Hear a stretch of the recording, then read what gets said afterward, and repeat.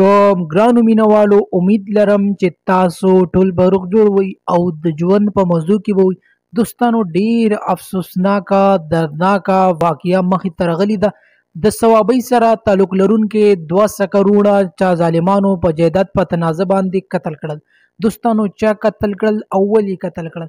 او دوستانو، دا دومره ظلم او زیاتی ولې وکړل چې 2 وروڼه یې قتل کړل؟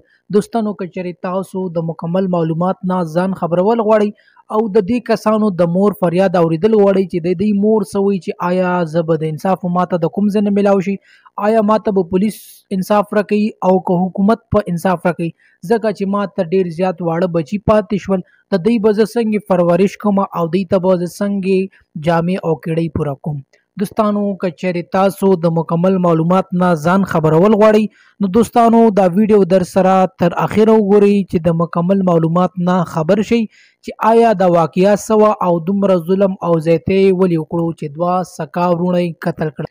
دوستانو، ویډیو کتونه مخکې که تاسو چېرې زمونږ په دې چینل کې نوي وئ نو زمونږ د چینل مخه در سره ضرور سبسکرایب کړئ چې زمونږ کومې نوې ویډیوګانې راځي چې هغه تاسو ته په اسانۍ سره در رسي او دې سره د ټالۍ نشانه مو چې تاسو د تازه معلومات نه زر تر زره خبرېږئ. ډیر افسوسناکه دردناکه واقعیا راغلی دي، ډیر غټ ظلم او زیاتی شوی دی. دوستانو، د صوابۍ سره تعلق لرونکي 200 کروړه دوستانو د جایداد په تنازع باندې قتل شول. دوستانو، د جایداد په تنازع و د خپلو تربورانو سره هغوی ظالمان پرې راوختل او دا 2 کسان یې قتل کړل. دوستانو، مور یې په بیان کې دا خبره کوله چې زما دا 2 زامنو او خاوند مې وفات شوی دی، نو دا 2 زامن راته د خپلو تربورانو قتل کړل او دوستانو واړه واړه بچي پاتې شول. نو دوستانو، ډیر زیاتې مور وجړل او دا خبره یې کوله چې زه به په دې بچو څه کوم، د یتیمانو باندې دوی به زه څنګه پرورش کوم.